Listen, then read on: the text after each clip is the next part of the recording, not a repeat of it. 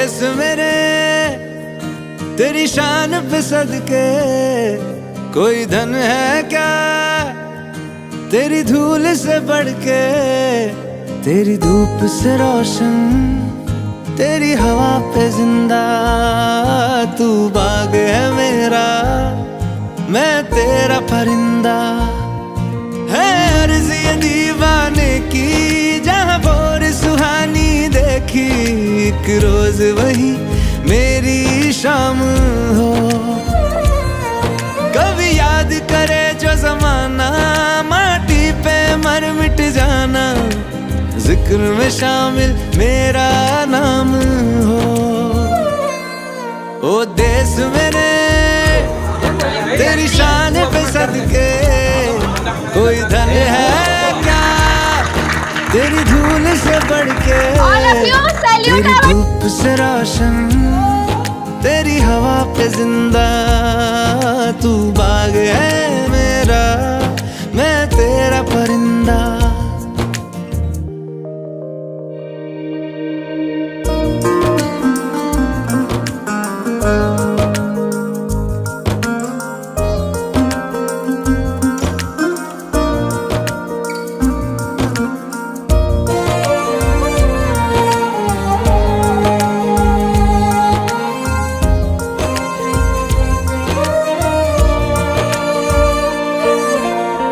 चल तेरा रहे माँ, जीने की इजाजत दे दे, या हुक्म शहादत दे दे।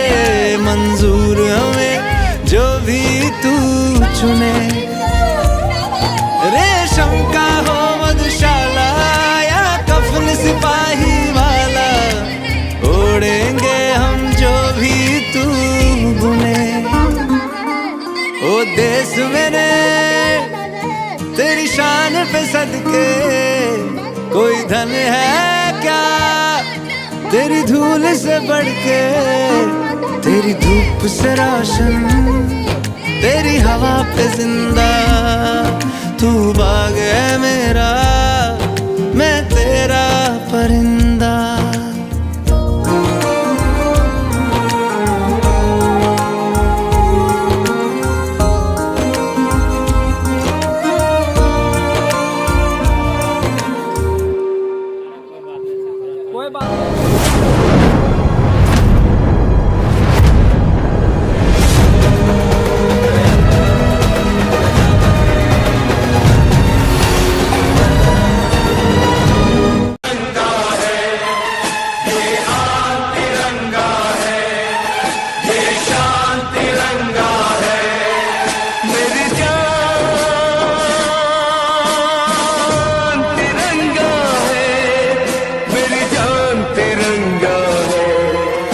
अरमान तिरंगा है, अभिमान तिरंगा है, अरमान तिरंगा है, अभिमान तिरंगा है।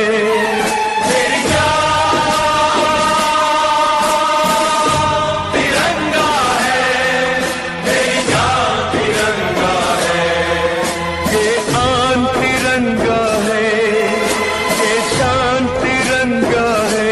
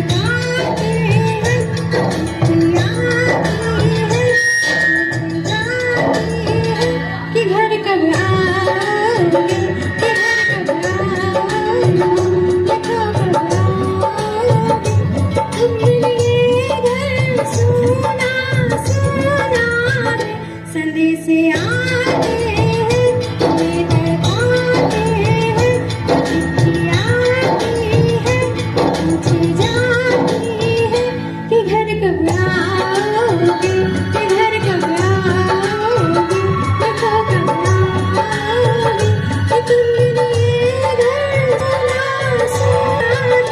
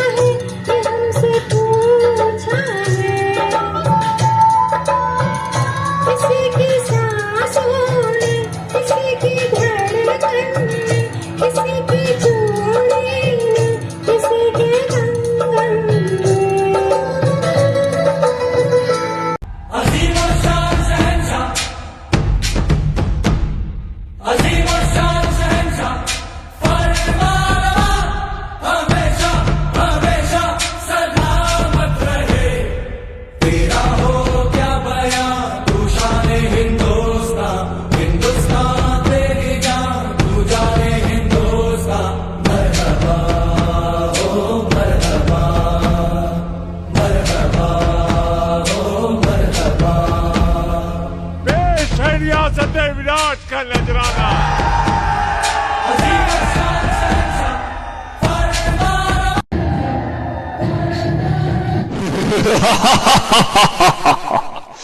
मैं हूं महाबली विजयी, पहचाना मुझे?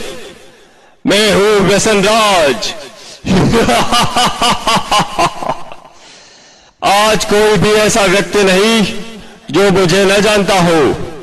सभी के दिलों पर मेरा ही साम्राज्य है। मैं धीमा असर करने वाला मीठा जहर हूं। यह मूर्ख मानव मेरा सेवन कर मृत्यु को गले लगा लेता है। मैंने ही परिस्तान को कब्रिस्तान बना दिया है। सारे अस्पताल मेरे ही बदौलत मरीजों से भरे पड़े हैं। मैंने इंसान को हैवान बना दिया है। चारों ओर मेरा ही बोलबाला है।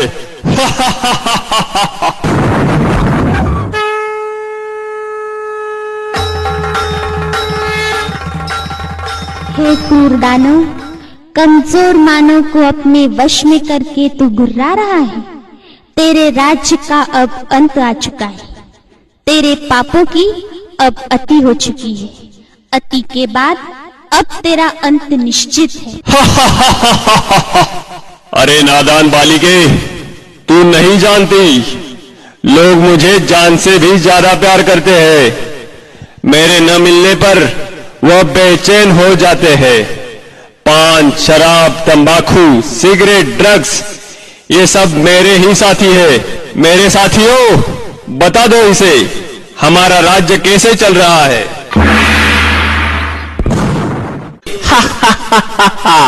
मैं हूँ तंबाकू, कर देता सबके दिल को बेकाबू। मैं ही सबसे ज्यादा प्रसिद्ध हूँ, समझा क्या? मुझे हर गली हर नुक्कड़ पर बड़े ही सस्ते दामों में कोई भी हासिल कर सकता है, बड़ी आसानी से। इसलिए तो छोटे बच्चे भी मेरे चंगुल में फंस गए। ये दादा, और सुनना, मैंने सभी की गालों को गलाकर जबड़ों को ऐसा चीर कर रख दिया है जो मानव अपने मुख में अन्न का निवाला भी नहीं डाल पाते। जानते हो क्या सभी, मुझसे होने वाली मृत्यु की संख्या के कारण आज सारे विश्व में भारत का नाम तीसरे स्थान पर है। जवानों के चेहरों की रौनक बुढ़ापे में बदल दी मैंने। तेरे लिए मलू क्या मल रहा है मैं अपने लिए।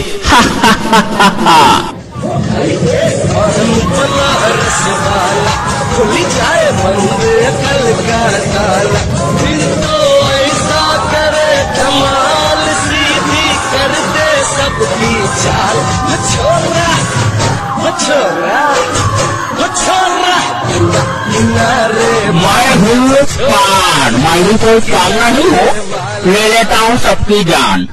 दिखने में तो हरा, थूकने में हो जाता हूँ लाल। आज सारे भारत में ऐसा कोई कोना नहीं मिलेगा जहाँ मेरी पिचकारी का रंग न लगा हो। प्लेटफार्म हो या सड़क, ऑफिस हो या बड़े बड़े टावर, सभी मेरे रंग में रंगे हुए हैं। मेरी उपस्थिति के बिना मंगल कार्य का भोजन भी अधूरा रह जाता है।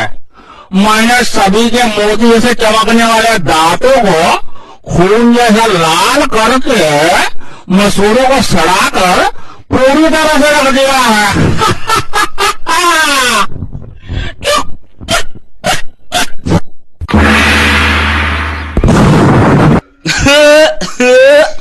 मैं हूँ शराब, करता हूँ लीवर खराब। रम, बियर, विस्की, ब्रांडी, देसी, अंग्रेजी सब मेरे ही रूप है। पहले मनुष्य मुझे पीता है, फिर मैं मनुष्य को पीता हूँ। मेरे नशे में गाड़ी चलाने वाले को मैं जहन्नुम का रास्ता बता देता हूँ। पहले से लेकर सभी फंक्शन पार्टी में मेरा नंबर 1। सबको पहले शराब चाहिए। आज भी सड़कों पर मेरे दुकानों की चकाचौंध देखते बनती है। घर में प्रवेश कर लिया मैंने, पति पत्नी में झगड़ा लगा दिया मैंने, परिवारों को तहस कर दिया मैंने।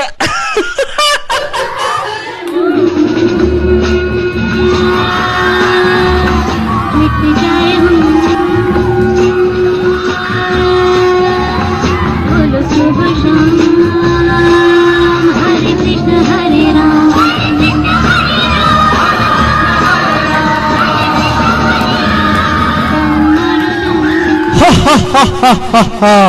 मैं हूँ ड्रग्स, कर देता हूँ इंसानों को बेबस।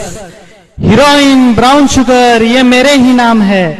कोई भी स्कूल कॉलेज मुझसे अछूता नहीं है। मैं सभी जगह गुप्त रूप में व्याप्त हूँ। इंसान मुझे पाकर भी तड़पता है और न पाने पर भी तड़पता है। मुझे प्राप्त करने अच्छे इंसान चोरी लूटमार करने से भी नहीं हिचकिचाते। मैं ही हूँ जिसने कई करोड़पति विद्वानों को रोडपति मूठमती बना दिया है।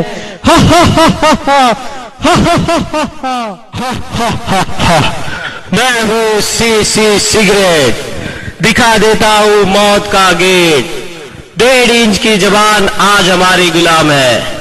आज के इस फैशन के युग में युवा युवतियां नायक नायिकाएं मेरा ही इस्तेमाल करना अपनी शान समझते हैं। ही हा हा हा हा हा हा। हुक्का, बीड़ी, सिगार, ये सब मेरे ही नाम है। मैंने सभी के फेफड़ों को काला कोयला और नाक को फैक्ट्री की चिमनी बना दी है। टीबी, गले का कैंसर, फेफड़ों का कैंसर, ये सब मेरे कारण ही दिन दुगनी रात चौगुनी वृद्धि करते जा रहे हैं।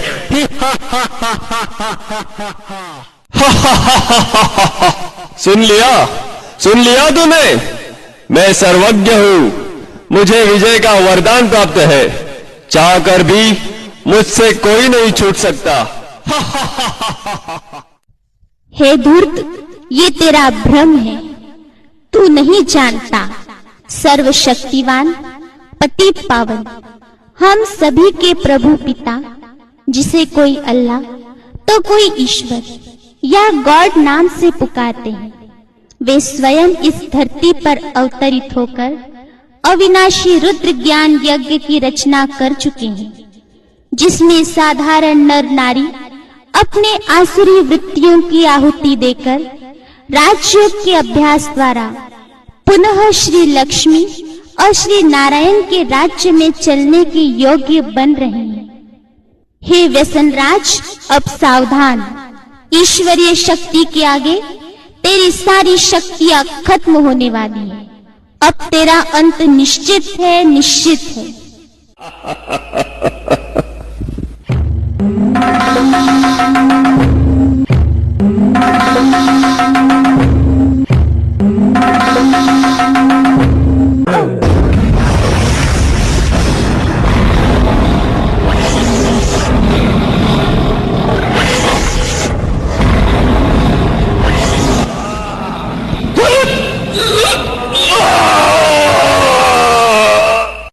हे मानव, तुम क्या सोच रहे हो? हमारे पूर्वज देवी देवताएं, जिनके मंदिर में आज तक भी ऐसी अपवित्र वस्तु ले जाना भी पाप समझते हैं, उन घिन वस्तुओं को ग्रहण करना क्या तुम्हें शोभा देता है? सारे जगत में बुद्धिमान गिने जाने वाले मानव, क्या यही तेरी बुद्धिमानी है? क्या तू नहीं जानता कि यह जहर कई परिवारों को उद्ध्वस्त कर चुका है, कईयों को अनाथ विधवा बनाने का कारण बना है? क्या इनसे होने वाली बीमारियों का इलाज करने के लिए तुम्हारे पास पर्याप्त धन है? हे मानव, अब भी समय है, जागो, स्वयं को पहचान कर अपने मन का मालिक बन इन व्यसनों को आज इसी वक्त त्याग दो। यही हम बहनों की आपसे नम्र विनंती है। आओ और अपना स्वर्णिम भाग्य जगा लो। अभी नहीं तो कभी नहीं, अभी नहीं तो कभी नहीं।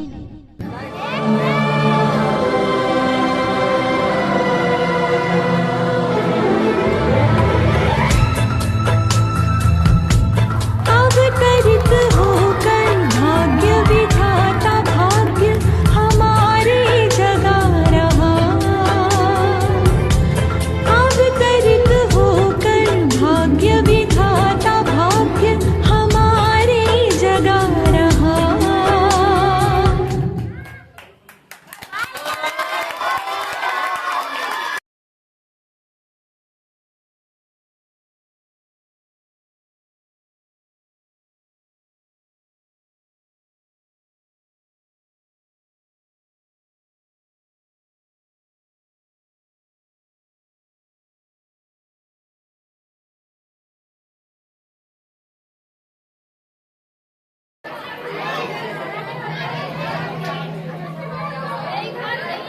मीरा, ओ मीरा, तुमने मुन्ने को कहीं देखा क्या? पता नहीं सुबह सुबह कहाँ चला गया। उसने अभी तो कुछ खाया भी नहीं, दूध भी नहीं पिया। उसे स्कूल जाने की तैयारी भी तो करनी है। नहीं माँ, मैंने मुन्ना को नहीं देखा है। मैं तो सुबह से बर्तन ही धो रही हूँ। माँ, मुझे भी स्कूल जाना है। मुझे पढ़ना लिखना बहुत अच्छा लगता है। मेरा भी दाखिला करा दो ना स्कूल में माँ। ए छोड़ी, बड़ी है स्कूल जाने वाली, चुपचाप घर के काम सीख ले। आगे चलकर यही तेरे काम आने वाले हैं। माँ जी, मीरा को भी स्कूल में दाखिला दिला दीजिए ना। उसे भी पढ़ना लिखना जरूरी है। ए छोड़ी, तू चुप कर। ये पढ़ लिख कर क्या करेगी? पढ़ाई तो लड़की के लिए इसे कौन सी जिम्मेदारी संभालनी है? अरे कौन किस जिम्मेदारी संभाल रहा है और हमारी मीरा बेटी क्यों रो रही है? देखिए ना डॉक्टर दीदी, दादी मुझे स्कूल जाने नहीं देती। कहती है पढ़ लिख कर क्या करेगी? मुझे तो आगे चलकर चूल्हे चौके की जिम्मेदारी तो संभालनी है।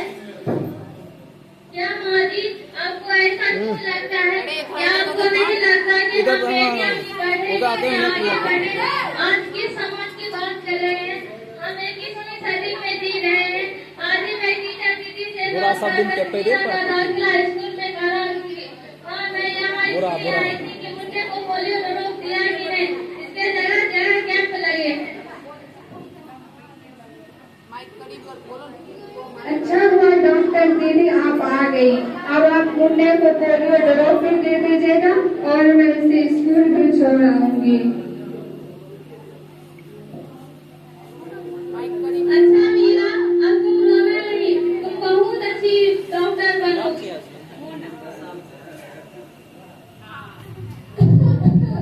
बहू, जरा एक गिलास पानी तो लाना। अभी आई बाबूजी। ये दीजिए बाबूजी।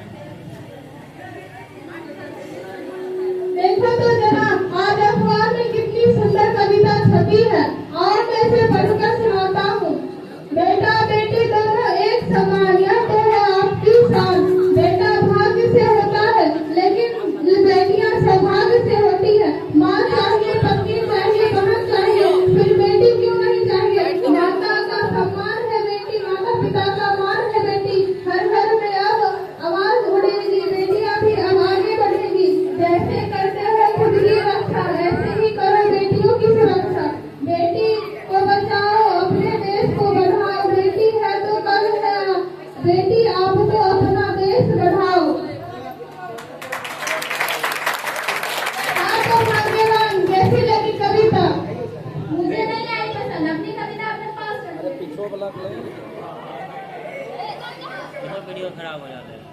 नहीं खराब है भाई को जरूरत नहीं। अरे कोई घर में है क्या?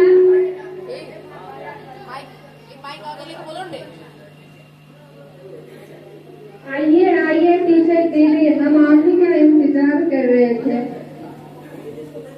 हाँ जरा मैं कुछ दिनों के लिए बाहर नहीं आता है। आपने अभी तक मीना का दाखिला स्कूल में नहीं करवाया। वो तो बहुत होनहार छात्रा है और परीक्षा में अच्छे अंक लेकर आती है।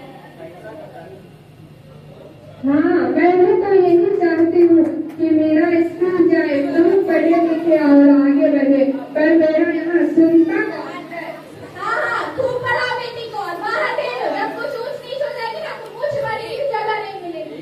अरे माँ, आप वहाँ की बात कहाँ से लेकर चली आई? कम से कम मीरा को 10वीं तक की पढ़ाई तो पूरी करके दीजिए। आगे की पढ़ाई के बारे में बाद में सोचेंगे। क्यों दादाजी, ठीक कहा ना मैंने? साइड और को बोलो ना, साइड और कर। हाँ बेटा, हम भी तो यही चाहते हैं कि मीरा पढ़े लिखे और आगे बढ़े। अच्छा तो ठीक है दादाजी, अब मैं चलती हूँ।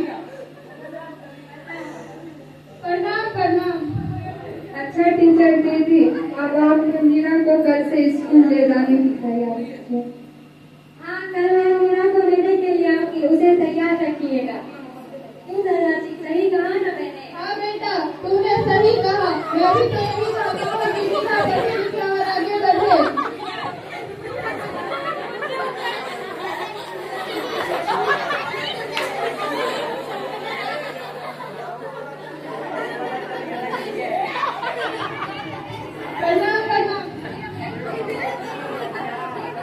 कोई बात नहीं। इस सोसाइटी में क्यों आई है? ये प्यार अपने मन में नहीं पूछेंगे। हमारे पेरेंट्स कर्जा उठाकर बेटों की पढ़ाई के लिए और बेटियों की विदाई के लिए देते हैं। हमारी सोसाइटी में आज्ञाकारी सबसे बड़ा टाइटल है जो औरत को मिलता है, बहू हो या बेटी, क्योंकि उसे सिर्फ एक आदमी का ही कहना सुनना पड़ता है। एक लड़की अपनी जिंदगी में क्या करना चाहती है, कैसे जीना चाहती है, इसके लिए उसे किसी आदमी की परमिशन लेने की जरूरत नहीं पड़ती।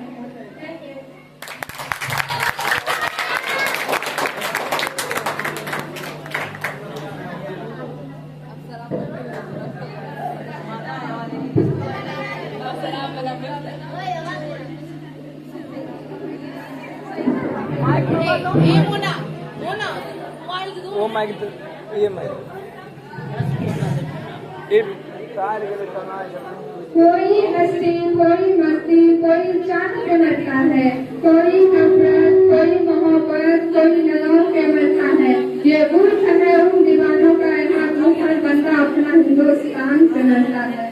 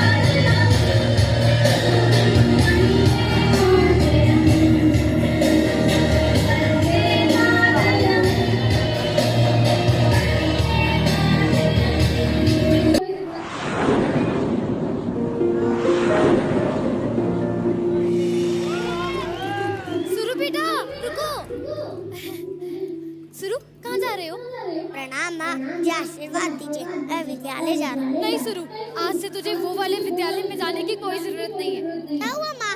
पापा को नौकरी से निकाल दिया या हम सब सड़क पे आ गए। चुप कर मनहूस, कभी तो कोई अच्छी बात कर लिया कर।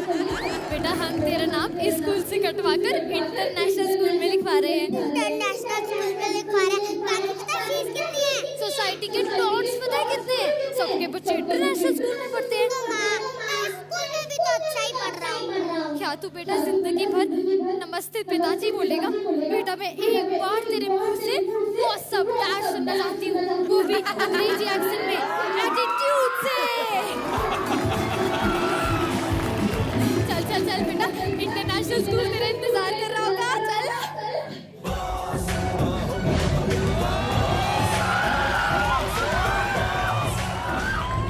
चल नमस्ते, मैं अपने बच्चे के एडमिशन के लिए आई थी। बैठिए बैठिए, बैठ बेटा। सर ये किस लिए?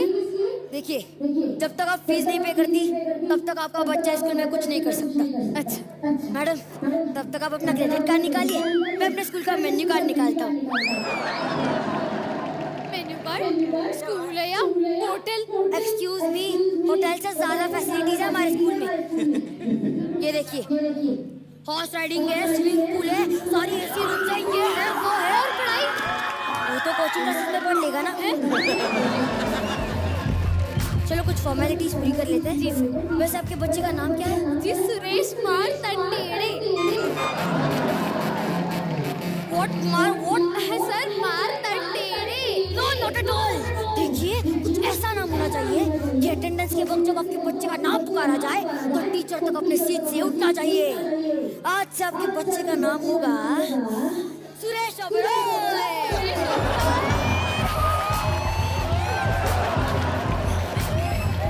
सुरू बेटा, कैसे लगा अपना नया नाम? क्या सुरू? और भी सुरेश ओबेरॉय। आपके बच्चे का नामकरण किया है? जी सर। शगुन तो दीजिए। हाँ जी जी सर, क्यों नहीं, लीजिए ना सर। अच्छा सुनिए। जी सर। हमारे स्कूल में एडमिशन होने के बाद आपको ये शर्मा, वर्मा, यादव इन बच्चों से दूर रहना होगा। लेकिन सर, यादव जी की बच्ची तो ओलंपिक में गोल्ड मेडल लेकर आई है। अरे मैडम, गोल्ड मेडल सिर्फ शोकेस में अच्छे लगते हैं, सक्सेस के रेस में बड़े बड़े गोल्ड मेडल भूखे रह गए। चलो कुछ काम की बात करते हैं। जी आपको आपके प्रॉपर्टी पेपर्स, 3 साल का बैंक स्टेटमेंट और आपके फिक्स डिपॉजिट सबकी डिटेल्स सबमिट करनी होगी। लेकिन सर, इन सब चीजों का आपसे क्या लेना देना? अरे मैडम, ये सब देख के तो हम डिसाइड करेंगे कि हमें कितना लेना देना है। आपको आपके फैमिली के मेडिकल रिपोर्ट भी सबमिट करनी होगी। अच्छा, ताकि अगर हमारा बच्चा बीमार पड़े तो आप उसका फौरन ट्रीटमेंट करवा सके। अरे नहीं नहीं, वो तो इसलिए क्योंकि अगर हम टाइम पे फीस ना चुका पाए तो हम आपकी किडनी और खून बेच के हमारी फीस वसूल कर सके। अच्छा सर, मेरे बच्चे को थोड़े संस्कार भी दीजिए। हाँ जरूर, वादा है आपसे, ये स्कूल छोड़ने के बाद आपका बच्चा देश बदल देगा। क्या सच? मेरा मतलब है इंडिया में तो रहेगा नहीं, तो यूके यूएस जाके रहेगा। बेटा सर, आपने तो मेरी आंखें ही खोल दी। अरे मैडम, आपकी आंखें तो कब से खुली हुई हैं। अब विधवा भी कर दीजिए। हाँ सर। मैम आपकी रिस्ट वॉच। हाँ सर, क्यों नहीं? Ma'am bangles. देख रहे हैं आप लोग कैसे शिक्षा का बाजार लगा हुआ है, कैसे हमारा फ्यूचर बेचा जा रहा है। मम्मी पापा, मैं आपसे प्लीज विनती करता हूँ, पढ़ाई को पढ़ाई रहने दे, अपना स्टेटस सिंबल ना बनाए।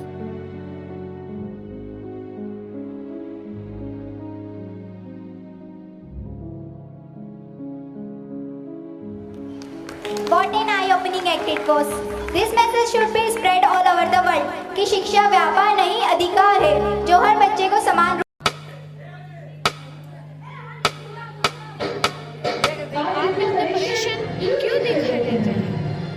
परेशान तो रहूंगा ना पार्वती, आखिर एक बेटी का आम चेहरा पार्वती, अब उसके हाथ में निकलने का समय आ गया है।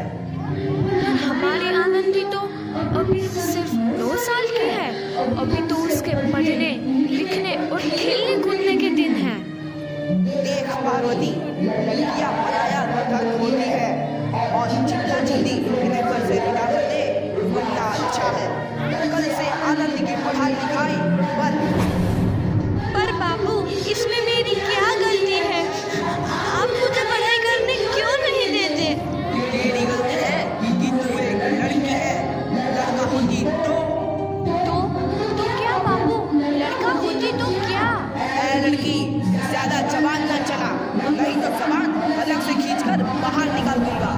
बाबू मैं पढ़ लिख कर कुछ बनना चाहती हूँ, मेरी पढ़ाई ना रोको बाबू। आनंदी तुझे पढ़ना है तो पढ़, लेकिन सारी उम्र बाप की छाती पर यूं बोझ बनकर ना बैठ। पर बाबू अभी तो मेरी उम्र पढ़ाई लिखाई की है, मुझे पढ़ लिख कर डॉक्टर बनना है। पढ़ाई पढ़ाई पढ़ाई, आज तो तेरी किताबों का काम तमाम करके ही छोड़ूंगा। ये ले। नहीं बाबू मत फाड़ो बाबू। मत छोरी। नहीं बाबू नहीं। बाबू ये तुमने क्या किया? तुमने मेरी किताबों को ही नहीं फाड़ा बाबू, तुमने मेरी किस्मत फाड़ दी, मेरी किस्मत। ये कापी किताबें ना सिर्फ छोरों के हाथ में अच्छी लगती है, लड़कियों के हाथ में तो सिर्फ मेहंदी अच्छी लगती है, मेहंदी। पर बाबू मैं लड़की हूँ तो क्या हुआ? लड़का और लड़की तो हमारी दोनों आंखों के समान होते हैं।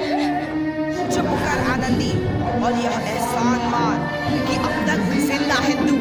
कहीं बचपन में गला दबा कर मार दिया होता तो यह तेरी बकबक नहीं सुननी पड़ती आज। पर बाबू मुझे तो लड़का अच्छा मार रहे हैं। देख चोरी, जितना जल्दी हो चूल्हा जलाना सीख ले, उतना ही अच्छा है तेरे लिए। और हाँ, तेरा ब्याह तो होगा, वो भी करके कल। अपना जीवन है तुम्हारी यह कहानी, आंचल में है दूध और आंखों में है पानी। मुझे माफ कर दे बेटी, तेरे बापू के जिद के आगे मेरी एक न चलेगी। माफ कर दे बेटी, मुझे माफ कर दे। इस प्रकार मात्र 9 वर्ष की छोटी उम्र में आनंदी का विवाह गोपाल राव जोशी से हो गया। बाल विवाह एक सामाजिक कुरीति है और इस कुप्रथा का शिकार होने वाला आनंदी को 5 वर्ष बाद आनंदी 14 साल की हो गई है। उसके घर एक शिशु ने जन्म लिया। देखते हैं आगे क्या होगा। देखिए इसे क्या हो गया है। इसका इसे तो बहुत तेज बुखार है। आप ना कुछ भी बोलते हैं, दीजिए मुझे। माधव जल्दी से बेंच को बुला के लाओ। जी अभी बुला के लाता हूँ। ये तुम क्या कर रही हो आनंदी? भगवान की विभूति लगा रही हूँ। बस करो आनंदी, ये सब अंधविश्वास है। अरे आप यकीन तो कीजिए, भगवान की कृपा से इसका माथा ठंडा हो रहा है और बुखार भी उतर गया है ना बाबू? देखिए लीजिए मुझे। उठो बाबू, आंखें खोलो, तुम्हें तुम्हारी माँ बुला रही है। आंखें खोलो, देखिए ना इसे क्या हो गया है। आंखें भी नहीं खोल रहा। आंखें खोलो बेटा, आप चुप क्यों है? आंखें खोलो बेटा, आंखें खोलो। आनंदी हमारा बेटा कभी आंखें नहीं खोला। नहीं, ऐसा नहीं हो सकता। मेरे बेटे को मुझसे कोई नहीं छीन सकता, कोई नहीं छीन सकता। पागल मत बनो आनंदी। माधव माधव, आनंदी बंद करो ये पागलपन। भगवान ने मेरा बच्चा छीन लिया। भगवान ने नहीं, तुम्हारी अशिक्षा और अंधविश्वास ने तुम्हारा बच्चा छीना है। अगर तुम पढ़ी लिखी होती तो आज हमारा शिशु जीवित होता। तुम अनपढ़ थे आनंदी, अनपढ़। नहीं, अब मैं अनपढ़ नहीं रहूंगी। नहीं रहूंगी मैं अनपढ़, मैं पढ़ूंगी ताकि कल किसी और आनंदी को इलाज के अभाव में अपना बच्चा ना खोना पड़े। शाबाश आनंदी, और यही तुम्हारे अपराध के लिए प्रायश्चित भी है।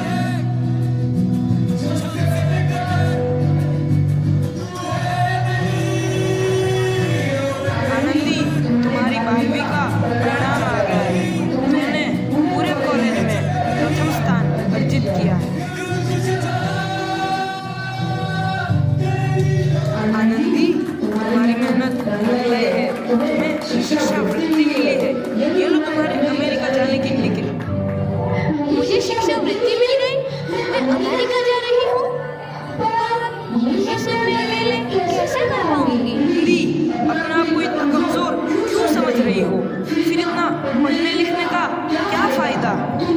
गवार की गवार नहीं हूँ मैं अब गवार।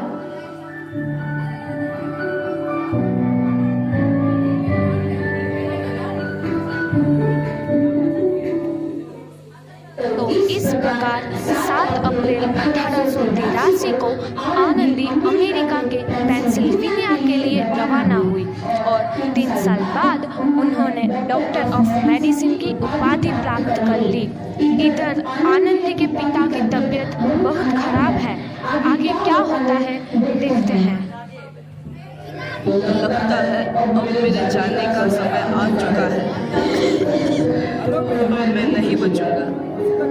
ऐसा मत बोलो। शहर के सिटी हॉस्पिटल में अमेरिका से डिग्री लेकर कोई बड़ा डॉक्टर आया है। एक बार वहाँ चलकर दिखा लेते हैं। हाँ सही बोला भैया, कम से कम दिल को तसल्ली तो मिल जाएगी। हाँ हाँ चलो चलो जल्दी हॉस्पिटल चलते हैं।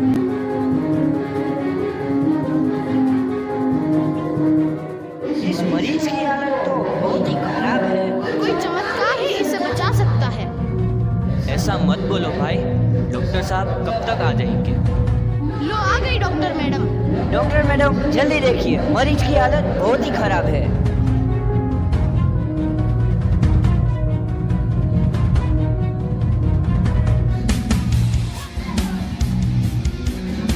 अब आप बिल्कुल ठीक हैं।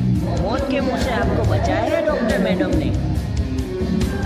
डॉक्टर साहब ने मुझे बचा लिया। मुझे मिलना है डॉक्टर साहब से। डॉक्टर साहब नहीं, डॉक्टर मैडम बोलो। डॉक्टर मैडम, उन्होंने ही तुम्हें जीवन दान दिया है। तो आ गई डॉक्टर मैडम, मिल लो उनसे। डॉक्टर मैडम आपका बहुत बहुत धन्यवाद। आपने मेरी जान बचाई। इसके बदले में मैं गरीब भला आपको क्या दे सकता हूँ? वचन चाहिए मुझे कि कभी ये नहीं कहोगे कि लड़कियाँ कुछ नहीं कर सकती। वचन? ये कैसा वचन? अरे श्यामलाल, तुमने पहचाना नहीं? तुम्हारी बेटी आनंदी। आनंदी? मेरी बेटी आनंदी डॉक्टर? हाँ बाबू, वही आनंदी जिसके लिए बचपन में तूने चूल्हा और दुल्हा के अलावा कुछ नहीं सोचा था। आनंदी, आनंदी मेरी बेटी, मुझे माफ कर दे। मैं तेरा गुनहगार हूँ बेटी। नहीं नहीं बाबू, वही आनंदी जिसके हाथ पीले करके तुम उसकी सारी जिंदगी काला कर देना चाहते थे। माफ कर दे मुझे मेरी बच्ची, माफ कर दे। मैं तेरा अपराधी हूँ मेरी बच्ची, माफ कर दे। नहीं बाबू, मैंने तो तेरा एहसान चुकाया है। याद है ना अपना एहसान जो बचपन में तुमने मुझ पर किया था? मैंने सुना सुना कर जीते जी मार डाला था मुझको। अब बोल, और किस किस को मारेगा? आनंदी बेटी, मुझे माफ कर दे मेरी बच्ची, मैं तेरा गुनहगार हूँ। बाबू, आपने ही तो बोला था किताबें सिर्फ बेटों के हाथ में अच्छी लगती है, बेटियों के हाथ में तो सिर्फ मेहंदी। बेटों और बेटियों में फर्क करना तो आंखों में फर्क करने समान है। एक का पढ़ना और दूसरे का ना पढ़ना सामाजिक अंधकार है बाबू, सामाजिक अंधकार। उपकार मांगता हूँ मैं तुझ जैसी बेटी का, जिसने सारी उम्र मुझसे कुछ ना मांगा तो सिर्फ बराबरी का दर्जा। वरना सच तो यह है कि मैं तेरी माफी के लायक भी ना हूँ। मुझ जैसा बाप तेरी बराबरी कर सके उसके मैं लायक भी ना हूँ मेरी बेटी, मैं लायक भी ना हूँ। अपने बापू को क्या माफ नहीं करोगे आनंदी? माफ कर दो आनंदी, माफ कर दो। सुबह का भूला यदि शाम को घर लौट आए तो उसे भूला नहीं कहते। बापू। तो इस प्रकार आनंदीबाई जोशी ने अपनी मेहनत और अटूट इरादे से न केवल भारत की पहली महिला डॉक्टर बनी, बल्कि आगे चल के उन लड़कियों के लिए सुनहरा रास्ता दिखा गई जो जीवन में कुछ करना चाहती थी।